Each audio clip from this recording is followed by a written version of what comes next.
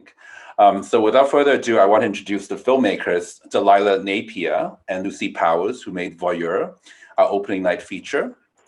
I want to say that particularly enjoy this feature because I feel like it's the perfect synthesis of like art and academia. And it's also somehow there's just this truthfulness and genuineness to it that it's very rare to find in other films. And that's why I really like it.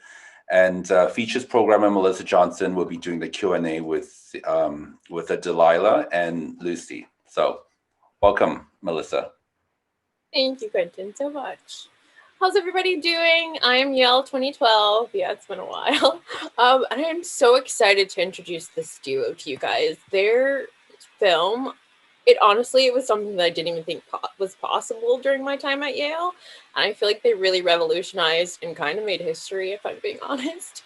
So I'd love to introduce you guys and maybe just like, let's give everyone a summary of the film and then we can dive into a couple of questions. Yeah, Delilah, if you want to go first, maybe, since you're the first on the screen here.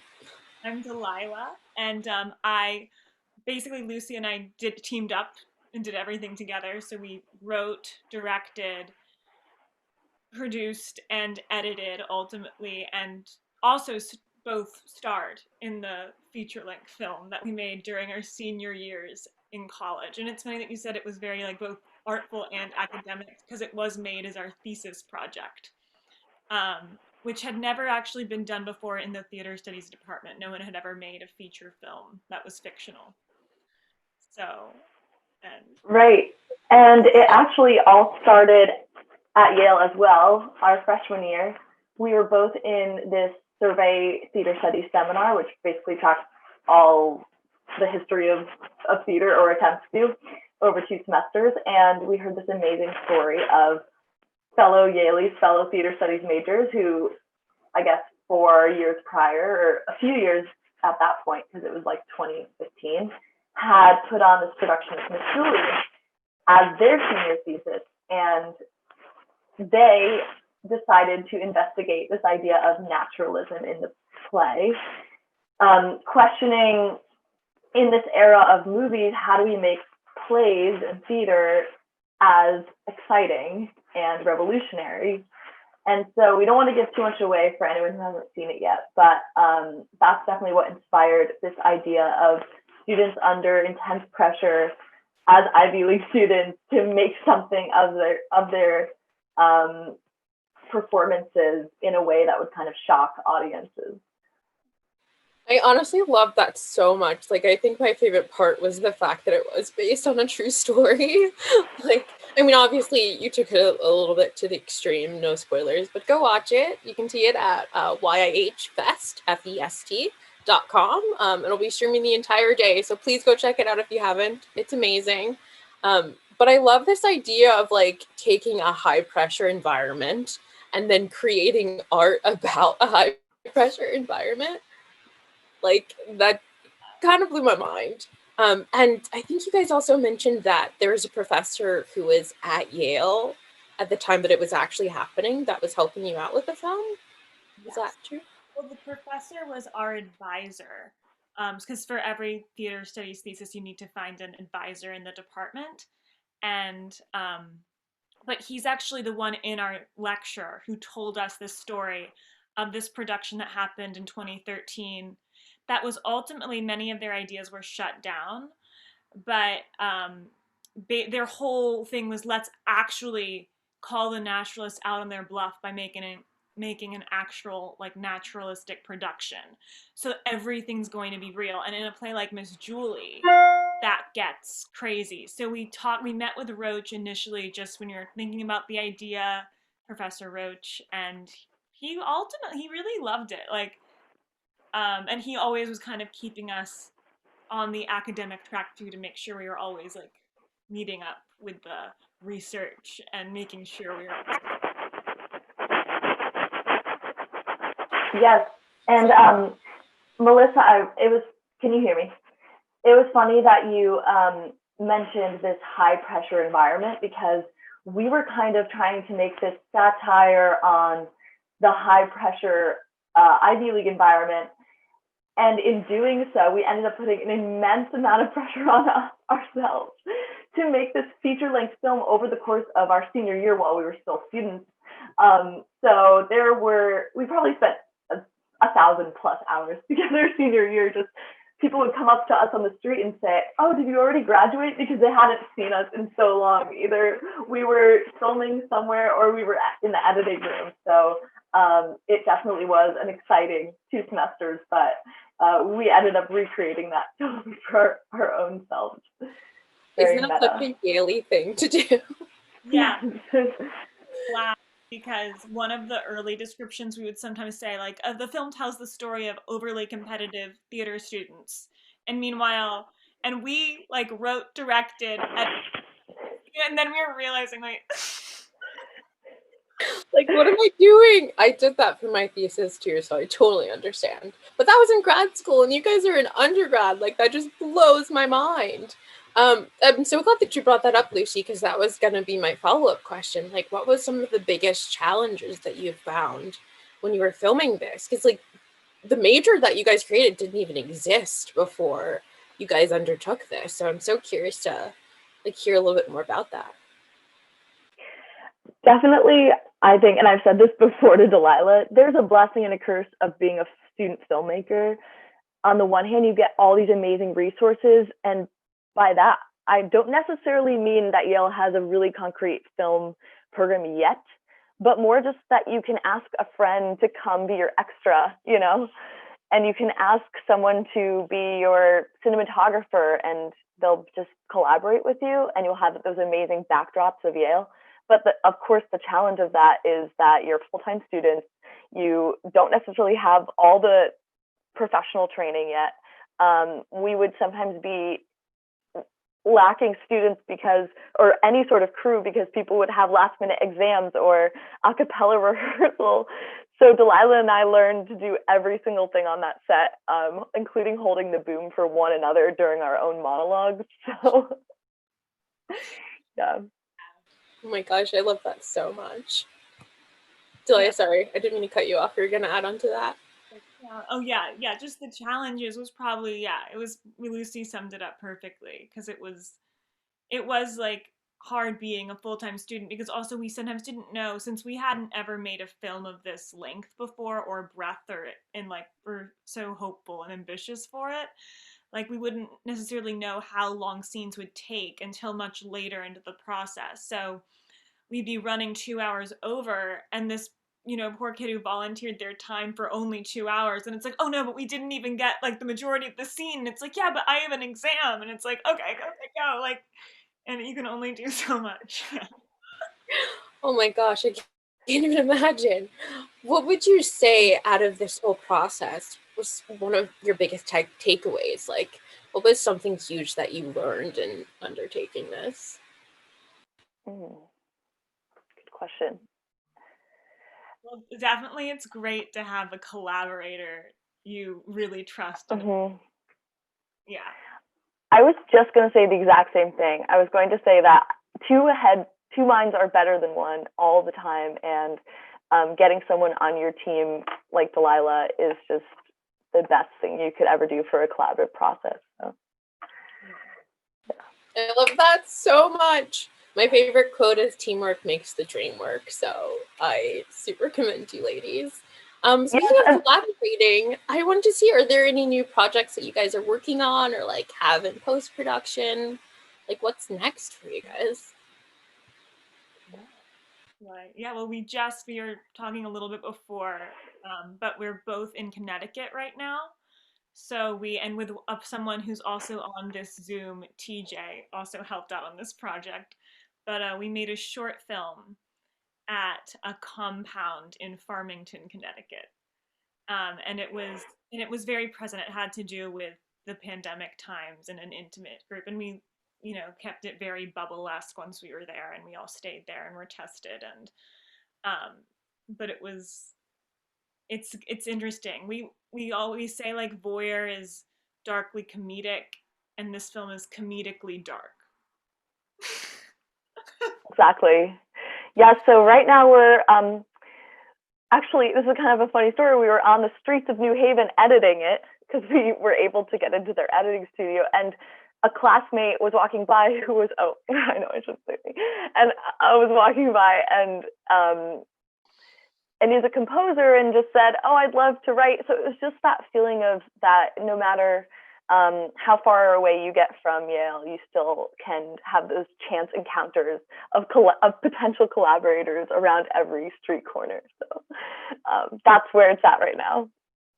I love that so much. Potential collaborators. I'm just gonna start walking around the streets of LA just thinking that. I was like, are you my next collaborator? Let's talk.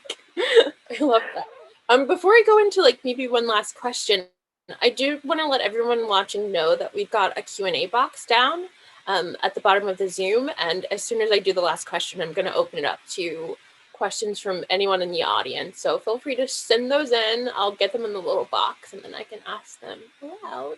I actually have a couple of film nerd questions to ask after yours. So.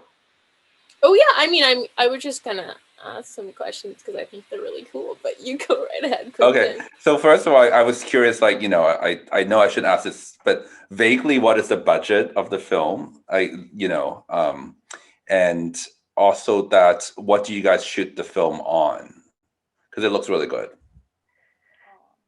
Oh, awesome. We shot it on a Panasonic GH5, which was owned by our cinematographer. And the budget, Delilah, do you want to talk about that? No, is it like way under $1 million, I guess? Were you able? Did you just basically finance this on your own, kind of? No. So we got $4,000 from Yale grants. Oh, okay. 4,000, and then ultimately we spent 2,000 on post. Okay, wow. I mean, that's a great looking film, because I was saying that it's, you know. Yeah. But we didn't pay actors. We didn't pay for any location because it was all a student project. So we were able to film at Claire's for free. We didn't pay, so we didn't pay for location. We didn't pay for crew because it was a student project. So if we accommodated for all of that, then it would be much higher. So even the cinematographer is a student. Yeah. Wow, that's really amazing, because I didn't think it was a student film in the first place. I felt it was like, I just felt, wow, it's just a cool indie film. So I think that's power to you. Thank you. That's the biggest compliment we could get. So we always hoped it wouldn't. We wanted it to feel professional. You know, that was very so it's very nice to. And what's the release plan? Because I know you do have a distributor on board right now. And are they doing global rights? Yes. And there's some post things that they're also helping with sound and color and things like that. Every indie filmmaker's post, process, which can be lengthy, but we're really hoping for it to end up on a streaming platform eventually and soon. So, fingers crossed. Great. I mean, we can open up the floor if anybody's sending in questions. I've been checking the box here, but also you guys, if you see the chat down here, you can also send in questions into the chat.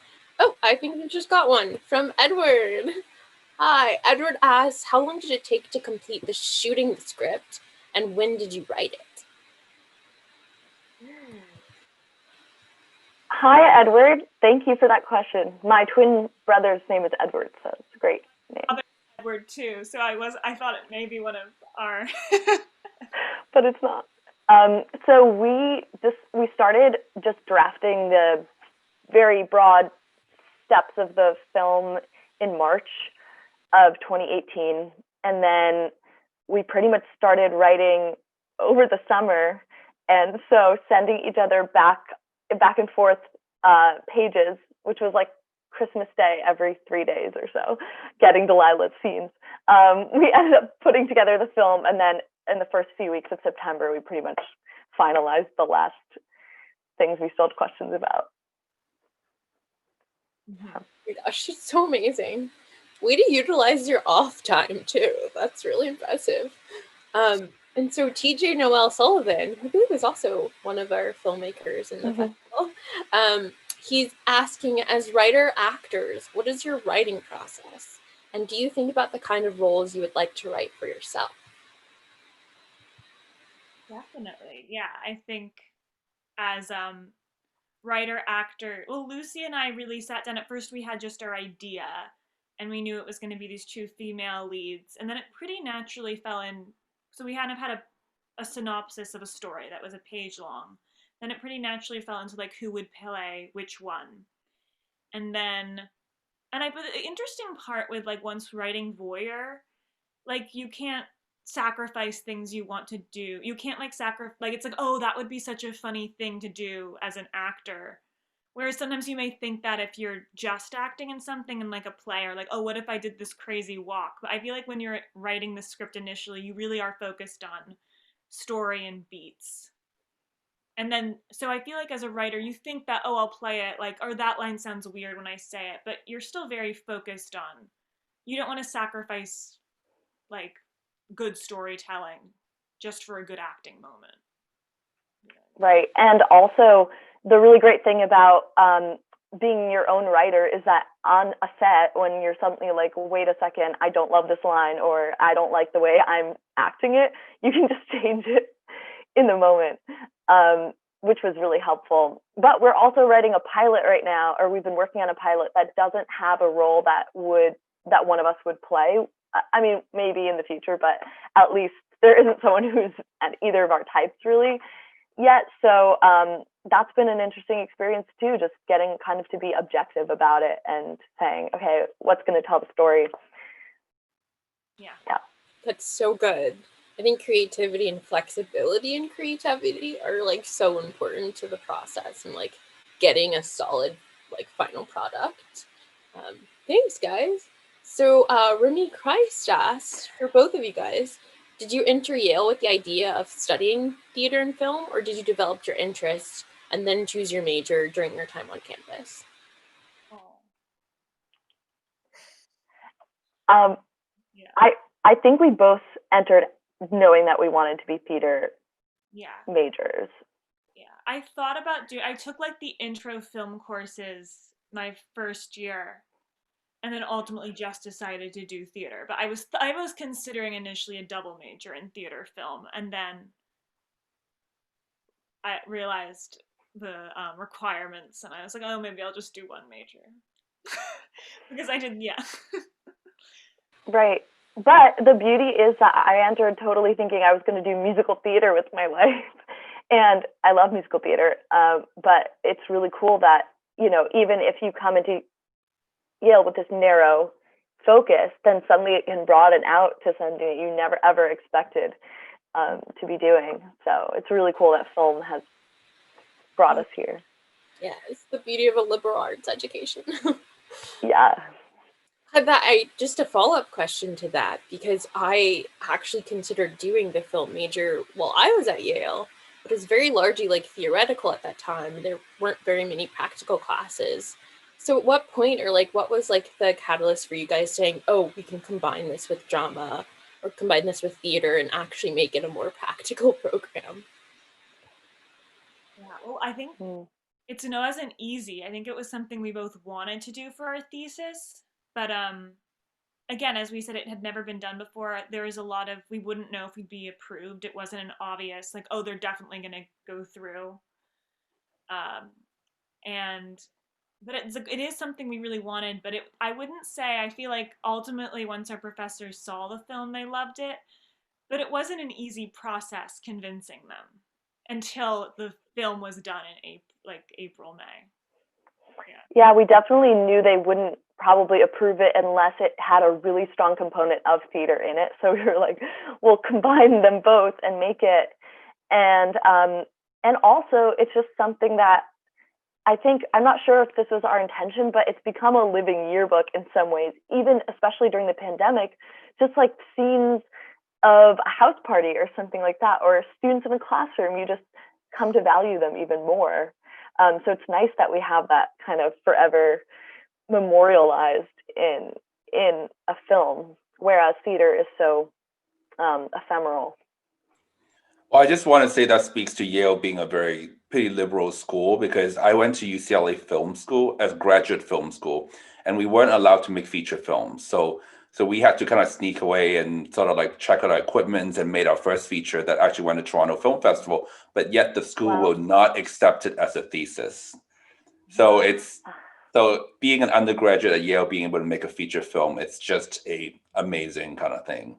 That's actually such an interesting point you brought up because there is something, the fact that it was liberal arts, like that we could get away with it. Because I feel like a film school or any graduate conservatory program, there's so much strict. It's like, no, you have to make a short before you make a feature, or no, you have to study this acting technique before you play this role. And it's interesting. And I think part of Yale, it's almost more likely, it's like way more likely being undergrads at like Yale College, they'd be more likely to, okay, let them try this out. Like they're going through an intellectual learning process, kind of. Yeah. And we even caught it, I think, at a good moment because there aren't that many regulations in making films at Yale yet.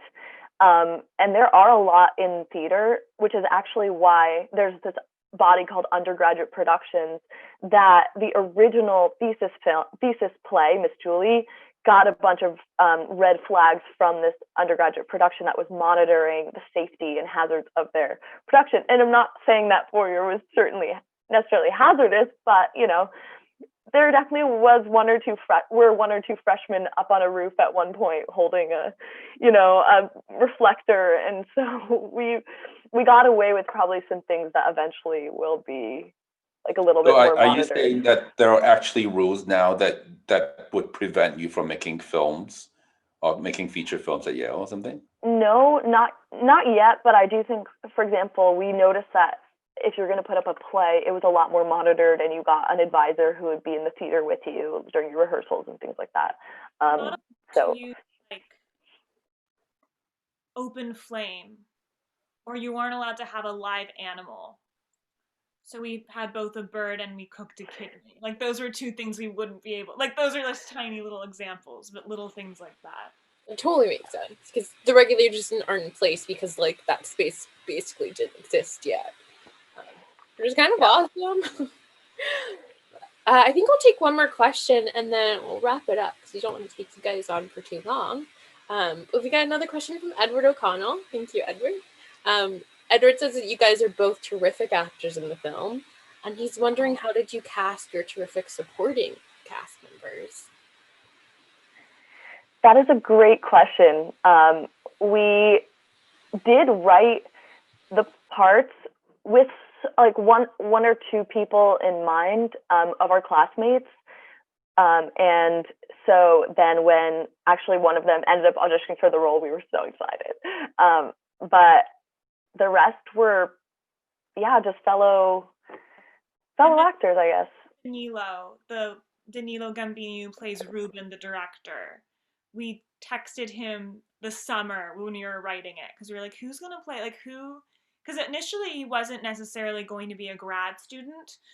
And we were thinking, like, why would this directing student have such a kind of lore and power? And then we're like, well, what if we made it like a graduate student? And I asked Danilo, who I met like doing a reading. And there was no chance. I had met him once. I was like, he's probably not going to say yes, but he was such a lovely guy. And then he was just like, oh, sounds fun. Count me in. I'm like, okay. It worked out with this. He like was so committed. He made it work. Yeah. Yeah. I love that so much. And speaking of students, I would love to just end with you guys just like maybe giving some advice or some things that you wish you had known as students wanting to do something just so epic and like uncharted. And maybe even advice to students who like want to follow in your footsteps and do a feature film as their like thesis project. Oh, wow. I mean, I feel like I'm still learning so much, so I'm not sure I even feel in the place to give advice, but I would just say, don't worry if some of the traditional like parts of Yale get forsaken for the pursuit of your project or your dream, because ultimately maybe you'll look back and say, oh, I'm glad I put in so many hours to that. I didn't need to, do that extracurricular or something. Yeah. It was so worth it ultimately. Like, I felt like during senior year, there were times when we had doubt, like, was this the craziest thing we decided to do? Will this film even work? Especially even when you're just looking at like raw footage, when you're looking at dailies, you aren't sure if it will ultimately come together. And we truly spent, like, that was our year. Senior year was like all about this. We had like a few little things we did with one of our extracurriculars, you know what I mean? But it was so much the primary focus. But it was worth it. So if you really have something you want to do, it's worth it, no matter how much it takes, if it's something you really want. Yes, and find other people who want to do it with you, because the more passionate people you have on your team, the easier it is. And it's really cool because it seems like there's these new generations of filmmakers below us. Like, there's a group who took the entire semester off to make 4 feature films in a Airbnb somewhere, and they're undergrads. So it really, this is the new age. Yeah, and they met at on the Voyeur set. Wow. Yeah. Love that. Sky's the limit, guys. Just go and do things. Totally. I actually do have one last question, because the president of Yale in Hollywood just sent one in, and of course we have to answer it. Hi, Kevin. So Kevin Winston asks, what advice would you give to a sophomore at Yale who wants to be an actor, who's considering taking this COVID semester off to go to LA to try to get into acting? Like, in terms of taking acting classes, meeting people, or something that he could do remotely? Well, there's definitely classes you can do, like on-camera classes that can be fun.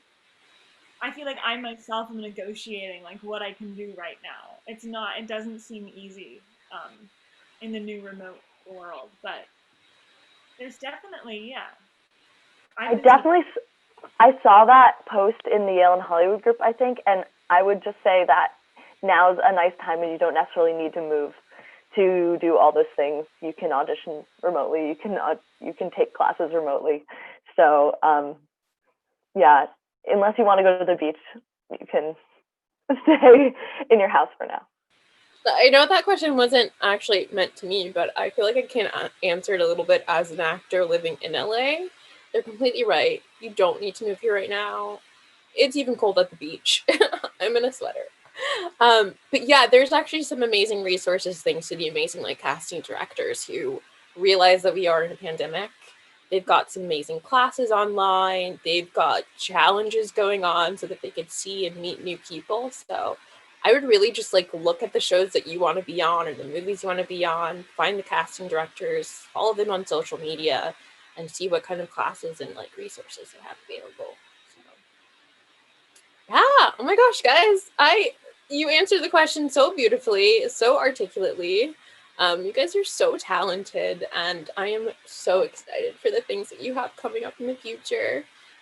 Thank you so much for being a part of this festival and for lending your talent, because Yes. Congratulations. Thank you. And thank you so much for being here. So come back for the other programs, please, guys. So hope to see you back in the next Q&A.